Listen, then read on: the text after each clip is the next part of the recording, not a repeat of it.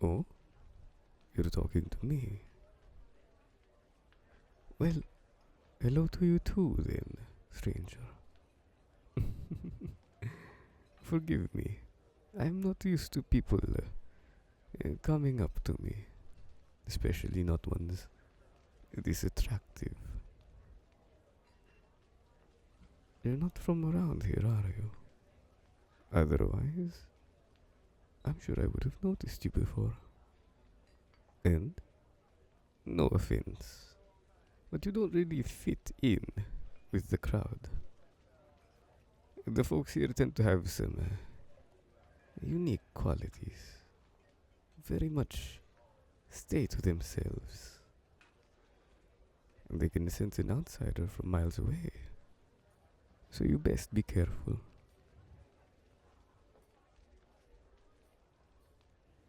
Ah, so this is your hometown. I see. After fleeing the nest, you've come back for a brief visit. Somebody your age won't find much around these parts. Everyone ends up moving to bigger cities once they're old enough, and only come back every now and again. Well, that's the fate of a small town. But I think the people here like it that way. Nothing changes, and the elders still get to set the rules. It stays quiet, homogeneous, and nobody cares to speak up against the choices made. Most rural towns share a similar mindset in that regard. They prefer their secluded community and keeping things as they are. Humans tend to be terrified of change, after all. They always have been. Funny, isn't it? How people like to think they've gotten so far, developed and incorporated so many new things into society. But still, deep down, it's exactly the same being, driven by the same motivators, sharing the same fears. People like to consider themselves complex. I suppose they are, in some ways. But how deep do you have to dig to find the same core within everyone? The same urges, needs, and desires. Their yearning for love, for approval, their hunger and thirst, their fear and confidence. Still, they're so quick to judge, to ignore somebody in need, because they don't deem that person worthy of help. Because surely, if they'd work harder, if they'd been better, they wouldn't be in such bad situations, would they? Oddly enough, some use that same metric for themselves too. Maybe they want to believe that life is fair, that people get what they deserve, and that in the end, there will be some kind of reward or a punishment for their behavior. Randomness is a terrifying thought, isn't it? The idea that nothing actually matters. It's much easier to believe that there's a reason, a good and a bad, a choice that makes a difference. People need that, in a way, because it wouldn't be fair to see evil succeed, to see a good person struggle. What would be the point of being good in a world like that? What would be the point in trying? Humanity truly is fascinating. So simplistic, yet so complicated. In a way, they remind me of ants, hustling and bustling all about, each trying to contribute to the colony, whilst attempting to keep themselves alive. They fear to look further than the comfort of their home, the warmth of familiarity. But sometimes, they get lost. They need one another, but hunger and the yearning for more drives them out into the wilderness, where they can't care for themselves anymore, where they end up being exposed to the elements, the predators, all alone, with no sense of self. Or perhaps, if they're lucky, they stumble into a new colony. I suppose everyone is searching for something, ants and humans alike. But the question is, what? How about you, stranger? What is it you're looking to find? You too appear a bit lost within yourself, as though you don't really know what it is you want. It's clear you're craving something. Company, perhaps? Love? Greatness? A distraction? Punishment?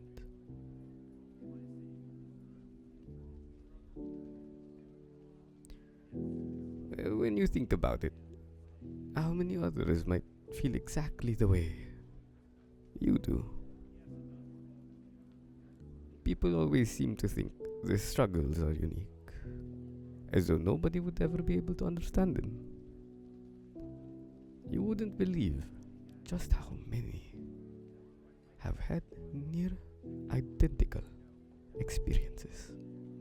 The same feeling of lacking something. The same words of discouragement whispered in their head. The same nightmares keeping them awake. Humans are quite interesting creatures. Somehow, they're all so similar. And yet, they're all entirely different. Though perhaps they're not as unique as they'd like to think. After all, they carry near all of their ancestors with them, in one way or another. Not only in appearances, many behaviors are learned too. So perhaps without even realizing it, they laugh the way their great-grandmother did, or hold a pen the way a distant relative in the 19th century used to. Your preferences, your taste, the way you see the world, the way you walk, the way you dress, your favorite scent, your hair color and texture, every single cone and speck within your eyes. All of those things aren't uniquely yours. And if you were introduced to every person in your bloodline, you'd be surprised just how many of your traits you would find mirrored in others. Still, there is probably nobody who is exactly like you. Is that what makes you different? The fact that others only have pieces of the beautiful puzzle that you are. Or does it make you less unique? Since you are just a composition of everyone who ever came before you. If you think about it, your entire being is a story.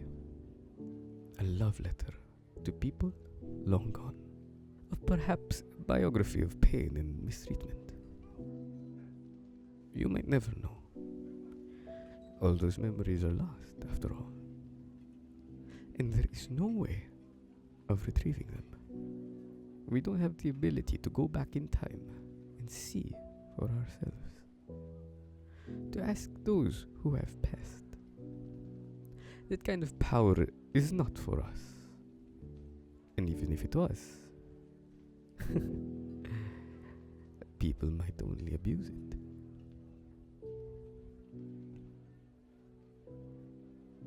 On a similar note, though, I wonder, If you were a god, what would you do with that influence? Would you destroy what is left of humanity?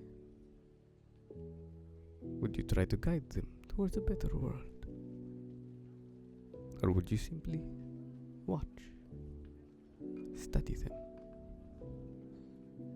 see what they come up with on their own, and just how much of their success and failures they attribute to you? Would you play favorites? Rile them up against one another.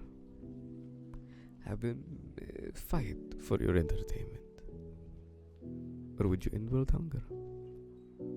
Bring peace upon humanity?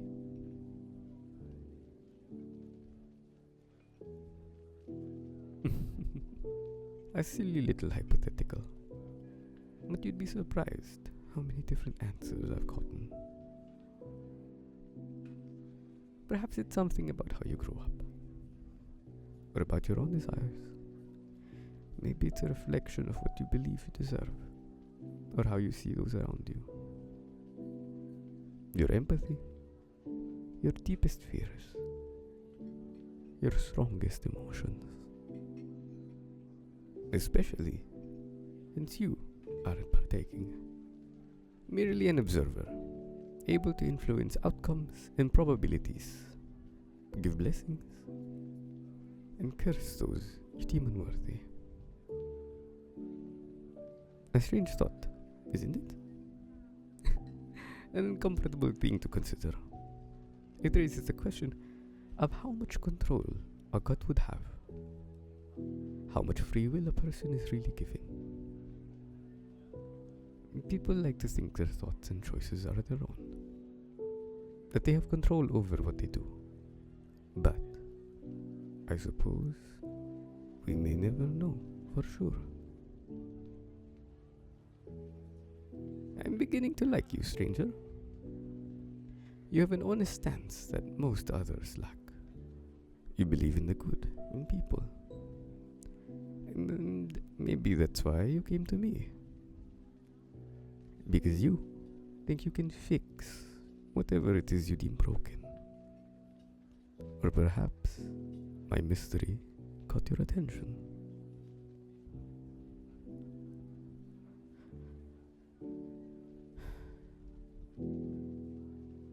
I don't think I'm fixable anymore.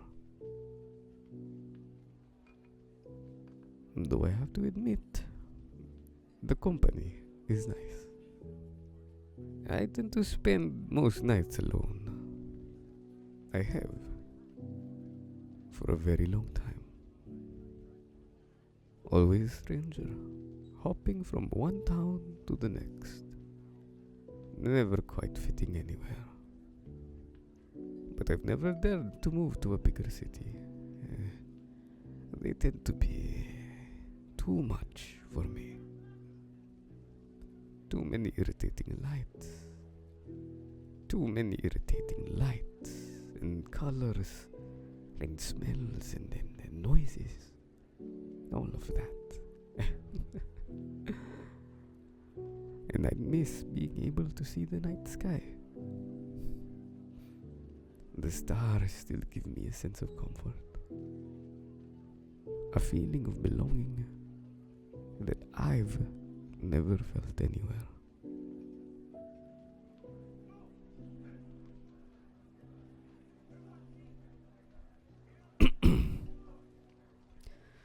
I'm not sure why I'm telling you all this, to be honest. I guess that's just what happens when you approach a lonely drunk. They talk. A tradition that has been upheld for centuries. But in the end, it doesn't matter what I tell you. You, too, will forget about me eventually. Whether that be tomorrow, or in a year. I'll mean nothing in the trajectory of your life. And the next time you visit here, I'll probably be gone already. Because somebody like me can only ever stay for so long without being noticed, and an outsider will only be tolerated for a certain amount of time. I suppose in a way, I'm running away from myself, still seeking the comfort of people, attempting to escape the loneliness, even though I never quite managed to find that.